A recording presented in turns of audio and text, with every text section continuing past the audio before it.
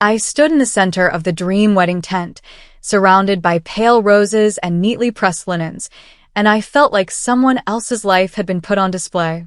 For months, I had planned every detail with care and love, thinking I was building a home with the man I trusted most, the man I believed would stand with me and my kids through anything. But 2 nights before the ceremony, everything I thought I knew came crashing down in a single phone call I never meant to overhear.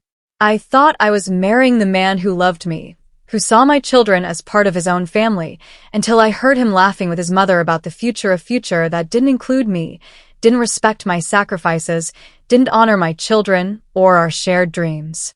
They spoke casually about major decisions made without me, about how easy it would be to move forward after the wedding once the house and savings were theirs to claim, treating my life like something disposable, something to be exploited. I froze in that moment, the weight of their words sinking into every fiber of my being, and I knew that from this point forward there were only 2 paths: allow them to take everything I had built, or find a way to turn the revelation into something they would never forget. Before we go deeper, let us know in the comments where you're watching from. We'd love to hear from you, and don't forget to hit that subscribe button so you never miss any of our upcoming videos. Who was really behind this? My fiancé, Jack, or his mother, Angela? For weeks, I had trusted him completely, letting him into our lives, letting him build memories with my children, letting myself believe that love could exist without fear or doubt. And yet, in that single, devastating conversation, I realized how little I had truly known the man I thought I was marrying. They spoke with ease, laughing about a future where my children were nothing more than pawns and my home and savings would be theirs without question, as if every sacrifice I had made, every sleepless night raising Jonathan and guiding the twins, had been invisible. Why did they assume I would just hand over everything I had built? Why did they believe my family, my children, and I were so fragile that we could be written off like a trivial chapter in their lives? And as the words settled into my mind, a new urgency took over. How could I expose them, protect my kids, and reclaim control over a day that had been intended to celebrate love, not reveal betrayal?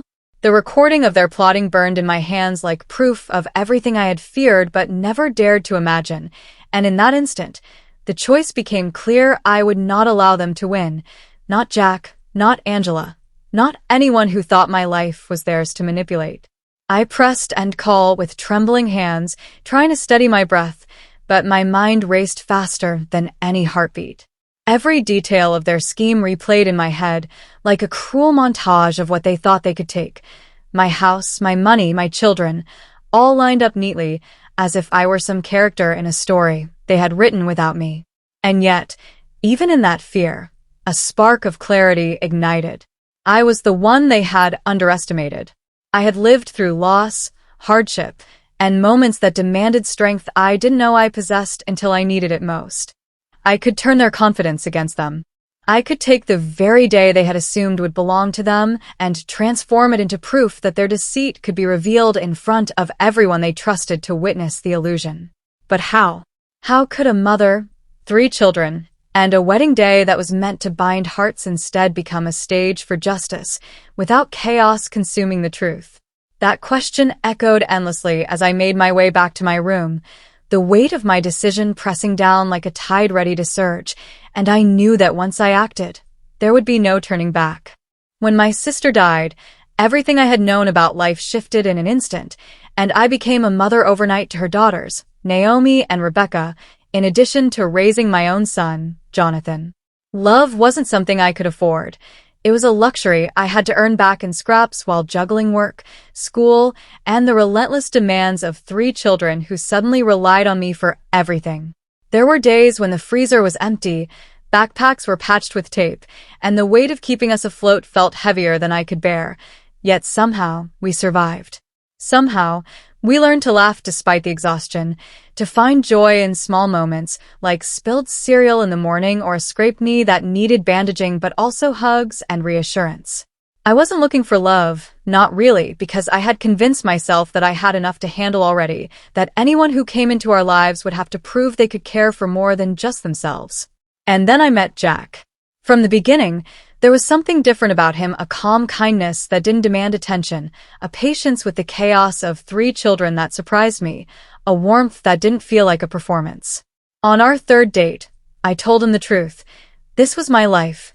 These were my children, and there were no shortcuts or compromises. Jack smiled and said, "I'm not scared of a ready-made family, Edna. I'm grateful. Let me be the man who stays, love." It felt impossible to believe at first, yet he proved himself over time. He helped with homework, built pillow forts for rainy days, learned to cook meals that the kids actually ate, and became someone Jonathan could look up to, Naomi and Rebecca could trust. He didn't just claim to love us, he showed it, quietly and consistently, in the little moments that mattered most. I fell for him, slowly and cautiously, letting my heart consider hope again, and yet beneath the surface of that hope, a whisper of unease lingered. Something about the ease of it, the perfection of the moments, made me hold my breath, just slightly, wondering if the world was as safe as I allowed myself to believe. I fell for him, but something was off. Then it happened. I was finishing up chores, checking the seating arrangements one last time, when I decided to FaceTime Jack to confirm details about the table runners. His face appeared on the screen, smiling casually, holding up the sample boards, asking my opinion about blush or red. I held up the floral mock-up. Blush. It'll match the roses perfectly, I said, thinking nothing of it, expecting him to hang up and continue preparations elsewhere. But the screen went black for a moment, and then voices I should never have heard filled the room. Angela's clipped tone carried easily over the connection. "Did you get her to sign it, Ollie?" she asked. Jack laughed, a light, casual sound that made my stomach sink. "Almost, Mom. She's weird about paperwork. But after the wedding, she'll do whatever I say. Especially with those freak kids of hers, she's clinging to security. That's the card I hold." I froze. Every word landed like a hammer. My hands went numb as Jack continued, outlining plans to take my house and my savings, describing the children as obstacles to be manipulated rather than lives to be cherished. They laughed together, completely at ease, as if my family, my sacrifices, and everything I had built were trivial, easily swept aside. For a moment, I couldn't breathe. I didn't scream. I didn't throw the phone. I simply reached down and ended the call, my body moving on instinct as if it knew what I hadn't yet fully processed. I walked down the hall, pausing at the doorway to just stare at them in the distance, seeing Jack and Angela in their casual conspiracy as if it were a rehearsal of cruelty. And then I whispered to myself, steadying my racing heart, "You're not marrying that man. Not today."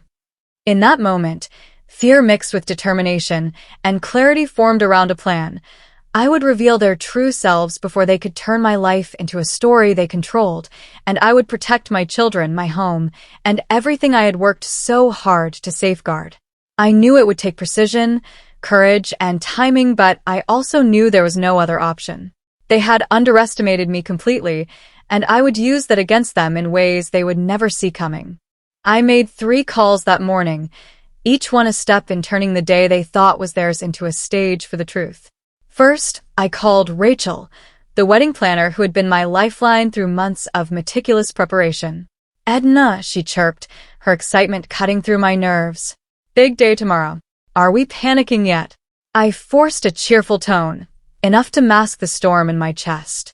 "No, but I'd like to add one feature," I said. "I want a voice message booth, one of those little setups where guests can leave messages for the couple. And also a montage, something sweet to play before the first dance. A surprise for everyone." There was a pause on the other end, then her warm laugh. "That's adorable, hon. Absolutely. Consider it done." The second call went to my cousin Enoch, someone I trusted with more than I could tell anyone else. "Enoch," I said, keeping my voice calm but resolute, "I need to lock my credit, and I want to make sure the trust for the twins and Jonathan is airtight. Nothing, absolutely nothing, should be accessible to anyone other than me." I could hear his careful processing on the other line, then his reassurance. "No one's going near that money, Edna. Not now, not ever. You've got this." Relief washed over me, just enough to steady my hands, because Jack had assumed my house and savings were up for grabs, and they were not. The final call was to the county clerk. I asked them to cancel the marriage license. "It happens more often than you think, ma'am," the man said, his tone detached but efficient. Each call was a brick in the wall of protection I was building around my family, each step away to reclaim control of a day that could have been lost to deceit. And then my phone buzzed, breaking the brief silence with the most important message of all. Violet, Alfred's daughter, the teenager I had quietly guided since Christmas, had sent me a text. "I have it." I sent the recording. My heart caught in my throat as I opened the attachment. Every word Jack and Angela had spoken, every laugh at the expense of my children, was their irrefutable, undeniable proof of the betrayal I had feared but needed to confront publicly. This was the moment where preparation met opportunity, where foresight met courage, and I knew that what came next would not just reveal the truth, it would demand reckoning in a way that could never be ignored. The day had arrived, and the ceremony looked flawless, every detail polished as if to prove that life could be perfect, even when it was built on illusions. Jack smiled at the guests, confident, assured, thinking he had everything under control. Angela flitted around the room, fussing over linens and flowers, her approval of the day's arrangements unwavering, completely blind to what was about to unfold. I moved through the space with calm precision, my children nearby, each of them unaware of the storm that had been carefully orchestrated around them. The lights dimmed, and Rachel cued the montage I had requested, the one framed as a tender surprise for Jack, as if celebrating a love that never truly existed. Then the audio began, and Jack's own voice filled the room, clear and unmistakable, laughing casually about my children, the house, and my savings, calling my kids freaks, and describing the plan to take everything he believed he deserved. Gasps rippled through the guests. Forks clattered to the floor. Whispers ran like wildfire through the crowd, and Angela's face turned ashen, her hand flying to her mouth as the words she had heard so often now reverberated in front of everyone she knew. The betrayal that had existed behind closed doors was now exposed under the gaze of every family member, friend, and co-worker who had gathered to celebrate a union that never was. I moved forward, stepping to the microphone, my voice steady despite the tension. "I wasn't going to do this," I said, letting my gaze sweep across the stunned room. "Not like this. But I'm a mother first, and I will not marry a man who sees my children as pawns in his scheme." Every eye turned to me, every face caught in disbelief, as I continued. "My home isn't a trust for my children. There is no license. This wedding is not official." Jack's words, his laughter, his plans, they've all been captured, and now everyone here can see exactly who he is. The room was frozen, the air thick with shock. Jack's confident mask began to crack, panic rising in his eyes as he took a step forward, searching for control that was no longer his to claim. Angela's hands trembled at her sides. The truth was no longer a secret. It was visible, undeniable, and it belonged to me. I stood there, microphone in hand, feeling the weight of the room settle around the truth I had laid bare. Every guest was silent, processing what they had just heard, seeing the man they had assumed was my fiancé in a new, harsh light. Jack's jaw tightened, his confident smile gone, replaced by panic and disbelief as he realized the power of the revelation. Angela's hands hovered helplessly at her sides, stunned, unable to grasp that the plan she had laughed over, the scheme she had perfected with her son, had collapsed in front of everyone she knew. I took a steadying breath and continued, letting every word be clear, unshakable. "My home isn't a trust for my children. There is nothing for him to take." I called the county clerk.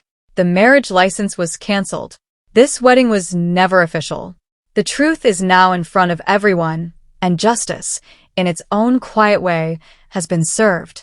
My children, Jonathan, Naomi, and Rebecca, looked up at me with eyes wide and uncertain, but I reached for them, guiding them gently with a hand on each shoulder, and I whispered, "We're safe now. We're going home." The guests began to murmur softly, some nodding in understanding, others still shocked, but the mood shifted subtly. as the tension of deceit gave way to admiration for the courage it had taken to act. As we moved toward the exit, Violet, who had recorded the conversation and entrusted it to me, stood at the doorway, her hands clasped tightly in front of her. She mouthed the words, "Thank you," her eyes glistening with relief and respect, and I squeezed her hand briefly, knowing the weight of that moment and the gratitude that didn't need a voice to be heard. I didn't lose a fiancé that day. I walked away with something far greater, my dignity intact, my children protected, and the truth revealed without compromise. In reality, I hadn't just canceled a wedding. I had saved our future, and in that preservation, I found a clarity and strength I hadn't realized I still possessed. Would you have spotted the red flags? Could you have seen what I saw in the words they thought were private? Those questions lingered in the quiet aftermath as we stepped out into the day, leaving behind the illusion of love and deceit, ready to build a life where trust, honesty, and family were the foundation, unshakable, unbroken, and finally, safe. What would you have done if you were me?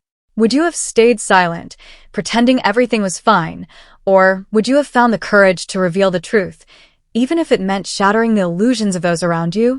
I stood there with Jonathan, Naomi, and Rebecca at my side, feeling the weight of the moment lift as we walked forward together, free from deceit, free to protect what mattered most. The relief, the quiet pride, and the knowledge that I had acted for the right reasons, all of it settled around us like a soft light after a storm. And yet, the questions remain. How often do we overlook the warning signs? How many times do we assume the people we trust are who they claim to be? If you thought this story was shocking, wait until you hear the next one. Subscribe, hit the bell, and join me as we uncover more real-life stories filled with twists, courage, and the moments that define us, because sometimes the truth is more powerful than anyone ever expects, and sometimes the choices we make can change lives forever.